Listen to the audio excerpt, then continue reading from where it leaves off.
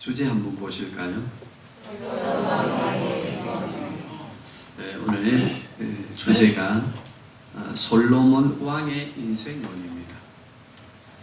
우리가 이 힘든 인생의 삶을 살아가는 데에는 그 인생관에 관한 지혜가 굉장히 많이 필요한 시대에 우리가 살고 있습니다. 며칠 전에 그 세계 지식인들이 모여서 그 축제한 거기에 그 발제하신 어떤 분이 발제한 내용 중에 하나가 지금은 지식의 5.0 시대이다. 그리고 이제 사람이 노동하면서 사는 시대가 아니라 인공지능에 의해서 살아가는 지식의 시대가 도래했고, 또 그러한 삶 속에서 인간이 부대끼면서 서로 살아가는 이 노동은 종말을 맞이한다. 그래서 책을 한번 사보시기를 바랍니다. 노동의 종말론입니다. 노동의 종말. 그러면 우리 인생이 일을 하는 거 힘들잖아요. 굉장히 힘들어요. 아이고 이제 이놈의 일 안 하겠노, 그렇게 생각하는데, 기계에게 인공지능의 인간에 의해서 만들어진 기계에 우리의 일자리를 다 빼앗기고 무엇을 맞이하게 된다? 노동의 종말이 주어지면요, 편할 것 같아요? 안 편할 것 같아요? 며칠은 편하겠지만 일평생을 한번 남아있는 몇십 년의 여정을 일하지 아니냐고 산다고 생각해 보세요. 이것 또한 비극입니다. 그래서 발제자 그분이 하시는 말씀이, 인공지능 시대에 우리가 어떤 인생의 행복을 누리며 살아야 될 것인가에 대해서는 미지수다. 그러므로 인간의 행복이 주어질 수 있는 삶에 대하여 끊임없이 노력하는 인간의 지혜가 필요하다라고 이야기를 했습니다.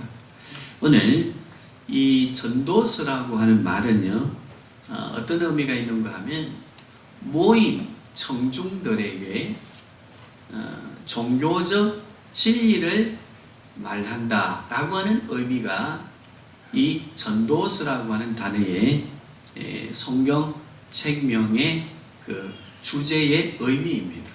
주제의 의미가 뭐라고요?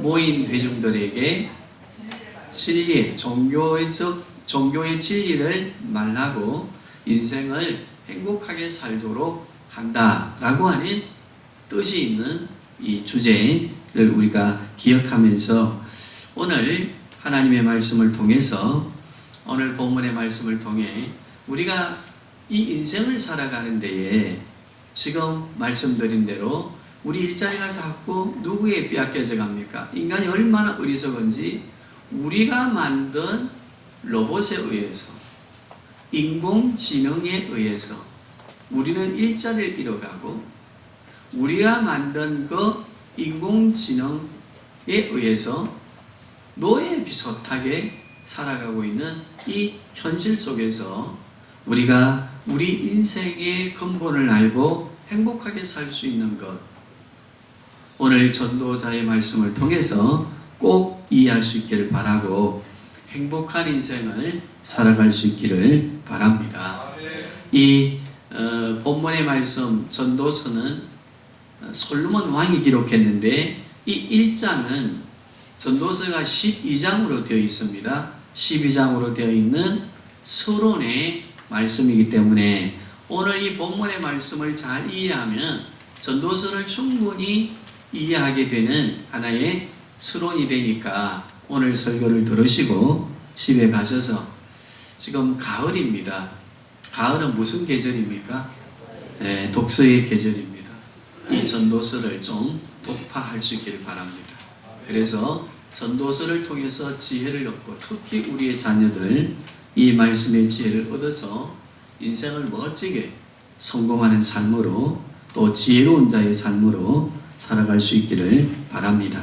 오늘 이 전도서의 1장에 보면은 전도서를 누가 기록했는가에 대하여 분명하게 말씀하고 있습니다. 누구입니까? 다윗의 아들 예루살렘 왕 누굽니까? 네, 자, 2절 우리 한번 보시겠습니다. 시작. 전도자가 이르되 헛되고 헛되며 헛되고 헛되니 모든 것이 헛되도다. 여기 2절은요, 이스라엘 백성들이 즐겨 쓰는, 또 흔히 쓰는 단어가 아니라 즐겨 어떤 특별한 의미가 주어졌을 때 사용하는 관용구입니다. 그러면 이 말은 무슨 말인가 하면 헛되다라고 하는 것만 그냥 표현하면 되는데, 헛되고 헛되니 헛되고 헛되도다, 뭐 이렇게 반복하는 단어를 했을까? 인생의 삶의 지혜가 필요하다, 그지요? 얼마나 중요한가? 이 헛되고 헛된 인생의 삶에 있어서 지혜가 얼마나 중요한가에 대한 것을 강조하려고 하는 또 하나의 의미 있는 말씀이니까, 이 헛되다고 하는 말은 뭔가 하면 헛된 것 중에서도 또 헛된 것들을 의미하는 이 단어이거든요. 그러니까 우리 인생의 삶에 우리가 생각해 보면 헛되다, 그죠? 죽음으로 끝나고 다 헛됩니다. 그런데 헛되다고 하는 것이 한두 가지에 지목하여서 헛되구나 하는 것이 아니라 헛되고 헛되니 헛되고 헛되도다, 이 말이 무슨 말이라고 했습니까? 총체적이고 우리의 삶의 전체가 어떻다는 겁니까? 헛되다. 그러면 이 헛된 인생의 삶에 있어서 지혜롭게 사는 길이 무엇인가? 이 솔로몬이 전도서와 잠언을 통해서 말씀하시려고 하는 그 인생관, 인생론 세 가지를 꼭 오늘 기억할 수 있기를 바랍니다. 그 세 가지 내용이 뭔가 하면, 첫째는 허무입니다. 허무. 이 헛되고 헛되다고 하는 말은 허전하다, 공허하다, 텅 비어 있는 것과 같다 라고 하는 이 단어에서 세 가지의 인생의 지혜가 나오는데, 첫째는 뭐라고 했습니까? 허무. 두 번째는 뭔가 하면요, 불확실성. 오늘 이 시대를 무슨 시대라고 합니까? 불확실성의 시대다, 그렇게 말하지, 그지요? 그 다음에 세 번째는 뭔가 하면요, 따라하겠습니다. 모순. 자, 첫 번째가 뭐라고 했어요? 허무. 두 번째가요? 세 번째가요? 모순. 오늘 이 본문의 말씀을 통해서 전도서 전체를 이해하는 잠언, 솔로몬이 기록한 잠언서 전체도 함께 이해해보는 인생의 지혜가 되어지는 세 가지 개념, 우리가 좀 이해할 수 있기를 바랍니다. 오늘 솔로몬은 헛되고 헛된 인생의 지혜를 얻어야 된다라고 하는 것을 말씀하시면서 비유를 계속, 이게 상징적인 또 비교적인 것들을 하면서 설명해 주는데, 우리 3절 한번 보시겠습니다. 시작. 해 아래 수고하는 모든 수고가 허무하고 허무하다, 그지요? 이 허무라고 하는 단어는요, 철학의 개념이라고 생각할 수 있지만 엄격히 따져보면 파생되어진 권원이 상업주의에서 나왔습니다. 상업, 이 경제 개념에서 나왔는데, 이 허무가 뭐인가 하면 열심히 잠을 자지 않고 하루 종일 일을 했고 장사를 했는데 남은 게 있어, 없어? 남은 것도 없는데 뭐가 졌어요? 손해가 갔어. 그때에 허탈합니까? 허탈 안 합니까? 허탈한 그 허무한 마음을 표현하는 단어가 이 허전함입니다. 허무함입니다. 우리 인생은요, 무엇을 잡을 것 같고 잡힌 것 같고 내가 내 인생을 만들어가서 확 채워넣는 것 같지만, 그러나 일의 결국을 돌아보고 살아온 삶의 결과를 정리해보면 무엇으로 끝나는 허무함이다? 죽음으로 끝나는 우리 인생에게는 무엇이 있다는 겁니까? 아무것도 남지 않는, 그렇게 소유하고 내 것이라 생각하고 무엇인가 이루었다고 생각하는 것들을 죽음 저 너머의 세상으로 가져갈 수 있습니까? 없습니까? 죽음으로 모든 것을 다 잃고 모든 것을 다 끝나고 하나도 남기는 이자가 없고 남김이 없는 인생으로 끝나는 삶, 장사를 열심히 했으나 뭐 하는 것과 같다? 남는 것이 없고 뭐 버는 거? 손해보는 것과 같은 이 인생의 허무함. 우리 성도님들 이해하시고, 솔로몬의 지혜, 솔로몬은 왕이었습니다. 모든 것을 다 가졌습니다. 그 시대에 솔로몬은 모든 나라들의 뛰어난 왕이라고 하는 칭송을 받고, 모든 나라의 왕들이 솔로몬을 한번 만나고 지혜를 배우는 것이 최고의 영광으로 생각을 했을 만큼 부귀와 영화, 지혜를 누렸던 사람입니다. 그 왕이 고백합니다. 인생은 헛되고 헛되다. 그리고 인생의 삶의 마무리는 허무하다. 뭐로 끝나니까? 죽음으로 끝날 수밖에 없으니까. 그러므로 이 사실을 알고 허무한 인생, 죽음으로 끝나는, 하나도 내 것이라고 남겨놓지 못하고 갈 수밖에 없는 인생의 삶에 허무하지 않는 지혜가 무엇인지를 알아야 된다 라고 말씀해 줍니다. 자, 4절 우리 한번 보시겠습니다. 시작. 5절입니다.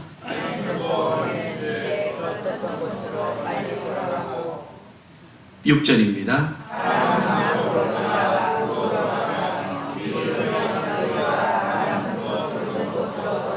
7절입니다.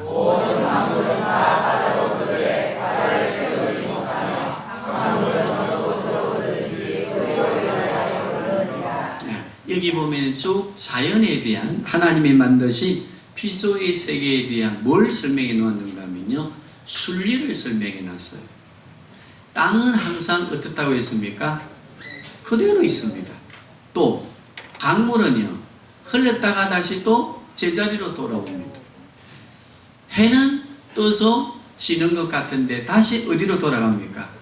동쪽에서 또 그 이튿날 되면 서쪽으로 가고, 또 밤이 지나고 나면 동쪽에서 또 떠오르는, 하나님이 만드신 피조 세계를 이렇게 비유하는 건 뭘 비유하려고 하는가 하면, 모든 하나님이 만드신 피조의 세계, 우리가 표현하는 자연이라고 하는 세계를 보니까 순리적이고 질서적이어서 미래를 예측할 수 있습니까? 없습니까? 예측할 수 있다. 동쪽에서 뜨는 해가 서쪽으로 지고 나면, 이 밤이 지나고 나면 다시 해는 어디서 뜹니까?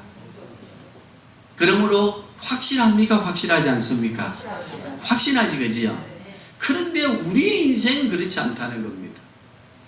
수고하고 늦게 누우며 아침에 일찍 일어나 애쓰고 수고하여도 가난하게 사는 사람이 있는가 하면, 순리대로라면 부자가 되어야 됩니까? 안 되어야 됩니까? 되어야 되지, 그지요? 그런데 우리의 삶의 모습들을 보니까 열심히 하지 않는데도 벼락부자가 되어 있고, 나는 열심히 하는데도 무엇인가 원하는 대로 되지 않는 우리 인생의 삶은 가만히 들여다보니까 순리적인 것으로 되어 있어서 미래를 예측할 수 있다? 없다? 예측할 수 없다. 너무 불확실성적인 우리 인생의 삶이다.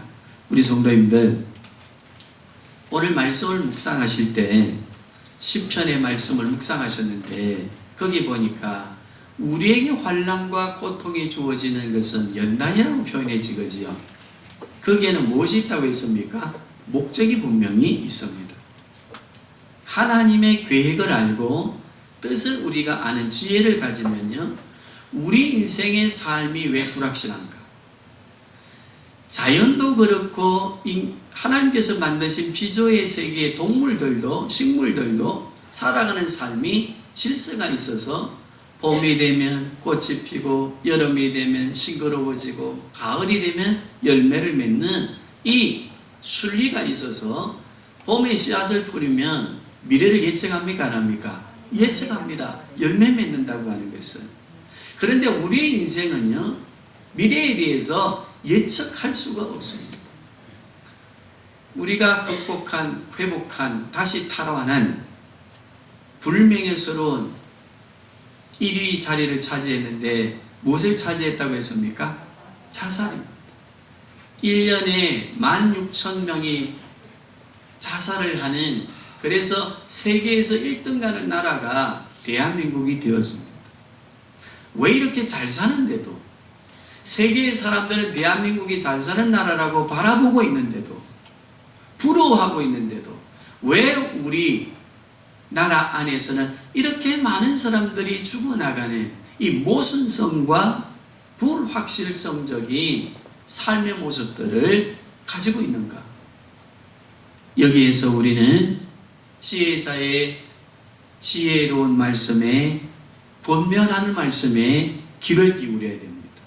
뭐라고 말씀하시는가 하면, 우리의 불확실한 삶의 요소들 속에는 불확실하다고 생각하지만 누구의 뜻이 있음을, 하나님의 뜻이 있음을 알게 될 때에 우리의 삶에 불확실성한 삶이지만 지혜가 있고, 그리고 우리의 삶에 의미가 있고, 그리고 목적이 있다고 하는 것을 알게 되는 지혜를 얻을 것이다 라고 말씀하시면서 전도서의 전체를 설명하고 있습니다.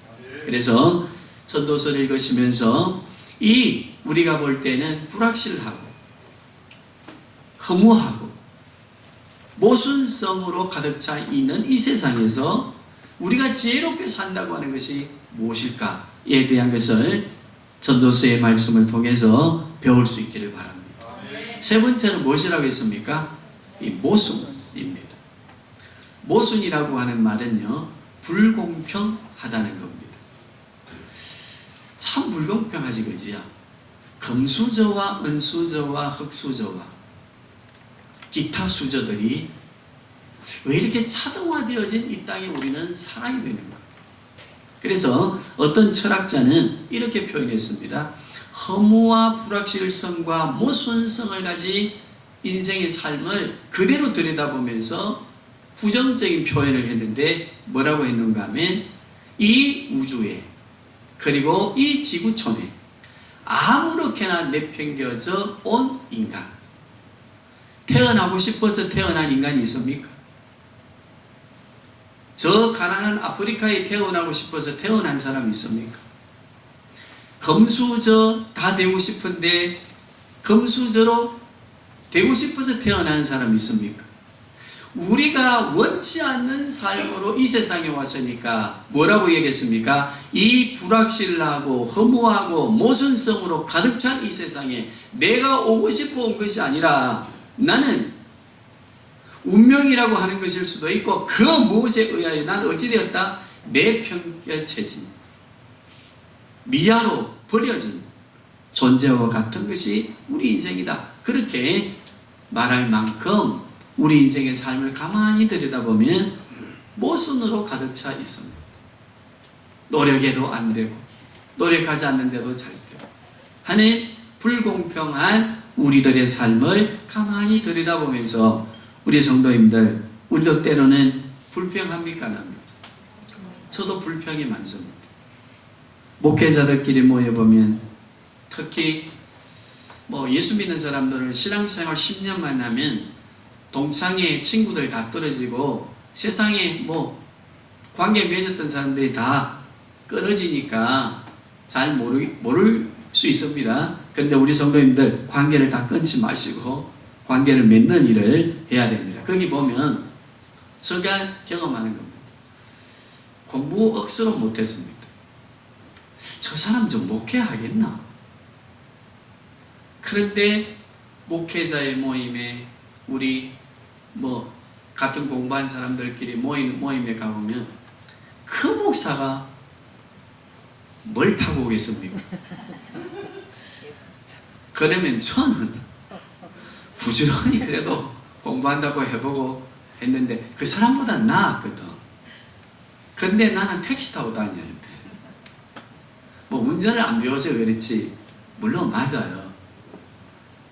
삶의 구조를 보면요, 모순이 너무 많습니다. 죽으라고 노력하는 사람은 저 되겠나라고 했는데, 그 사람은 동창회 가보면 또 느끼는 것들 아닙니까? 우리의 삶의 현실이 모순으로 가득 차 있습니다. 장례 예배를 집례하면서 발인 예배 때 말씀드렸습니다. 우리의 삶의 모순 중에 하나는 기억하는 존재인데 좋은 것을 기억하면서 저장하고 우리의 추억으로 무의식 세계 속에 담아두어야 되는데, 우리 인간은 얼마나 모순적인가 하면 기억하고 추억으로 저장해야 될 좋은 것들은 저장하지 않고 무엇을 저장합니까? 버려야 되고 추억으로 간직하면 안 되는 것들, 상처나 원망이나 미움이나 분노나 이런 것들은 어찌 그렇게 차곡차곡 추억으로 만들어 놓는지. 그래서 온통 우리의 삶이 이 모양 저 모양으로 내적으로 보나 외적으로 보나 환경적으로 보나 다 무엇으로 가득 차 있습니까? 모순.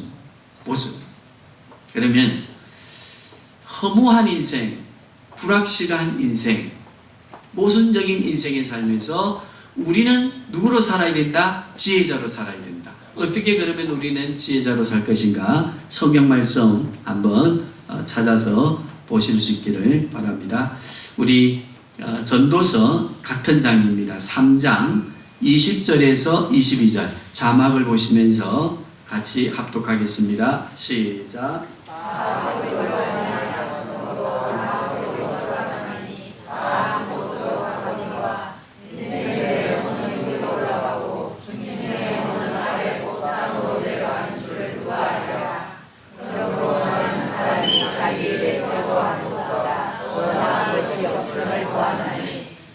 그것이 그의 몫이기 때문이다.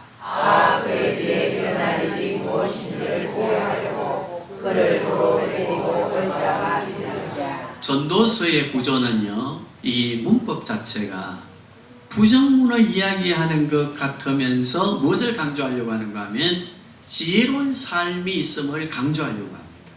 그러니까 우리 인생이 이런 것인 줄 어떻게 알랴? 허무하고 불확실하고 모순적인 삶으로 가득 차 있는 우리 인생을 어떻게 하랴? 라고 반문하면서 어떤 길이 있다고 하는 걸 가르쳐 주려고 합니까? 지혜로운 삶이 있다는 겁니다. 허무하지 않고 불확실적이지 않고 모순이 없는 삶이 있다고 하는 것을 강조하기 위한 어법이다. 그죠? 자, 여기 보니까 우리가 지혜를 가지고 살아가는 길이 뭔가 하면 사람은 죽으면 어디로 가고요? 하나님께로 간다. 그 영혼을 주신 하나님께로 가고, 짐승은 죽으면 어디로 간다? 그걸 어찌 알냐? 그걸 알아야 된다는 겁니다.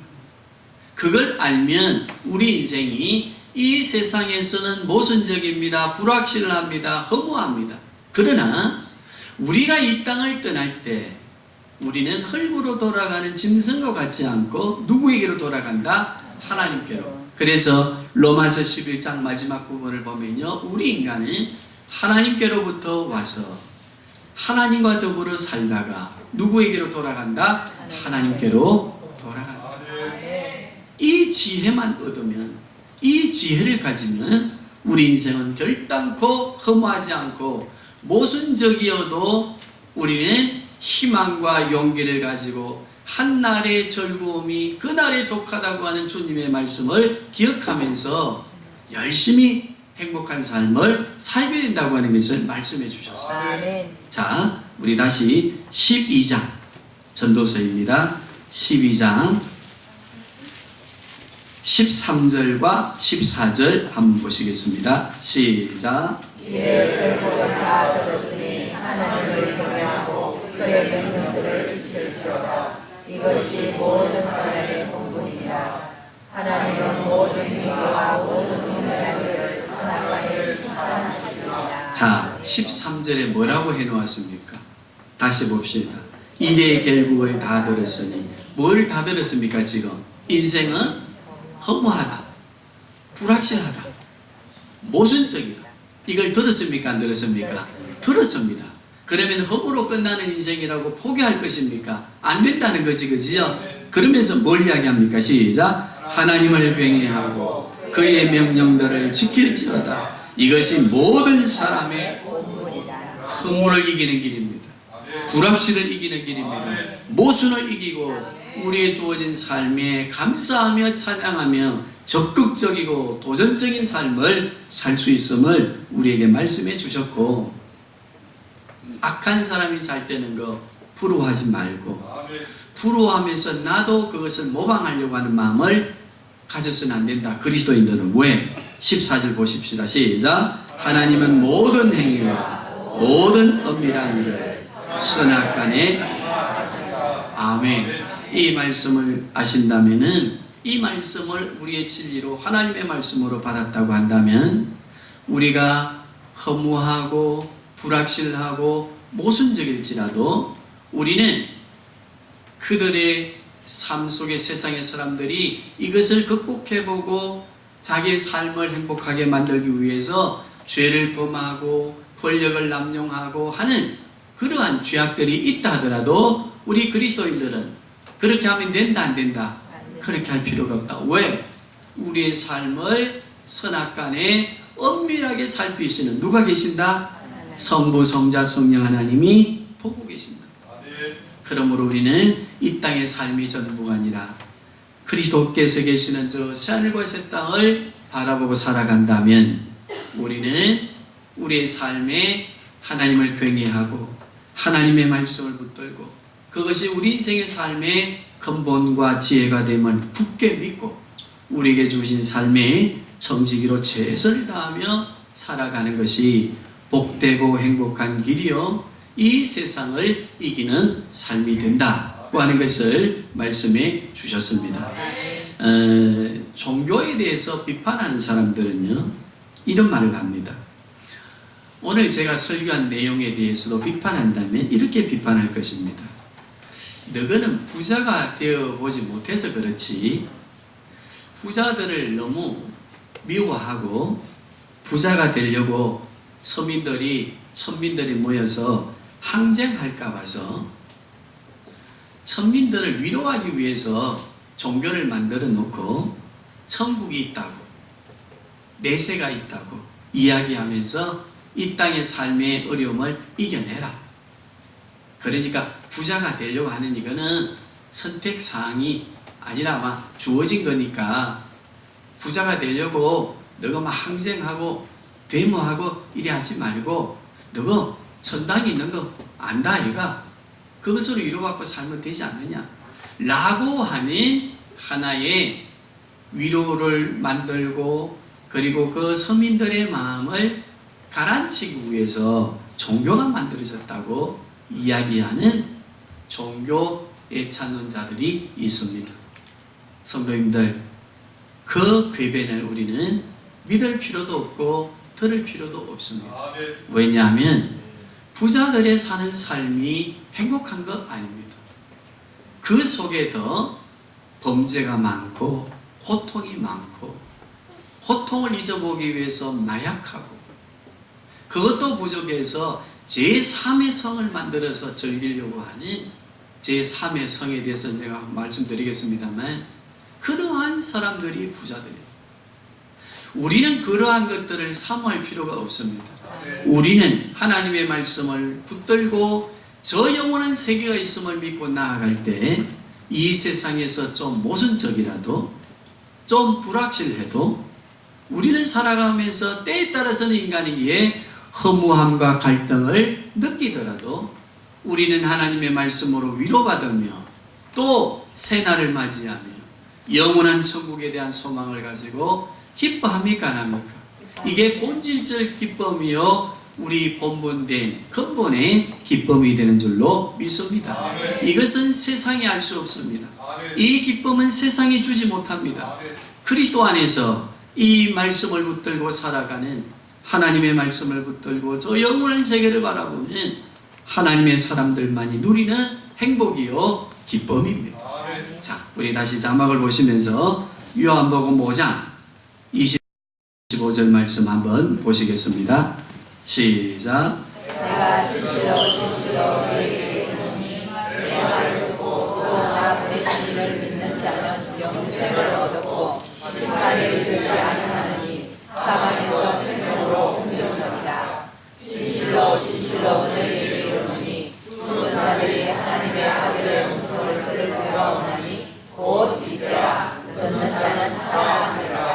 아멘. 우리는 말씀을 믿습니다. 아멘. 이 말씀을 붙들고 우리의 주어진 삶을 이겨낼 수 있기를 주님의 이름으로 부탁합니다. 아멘. 우리 찬송 우리 하나님께 하나를 드리겠습니다.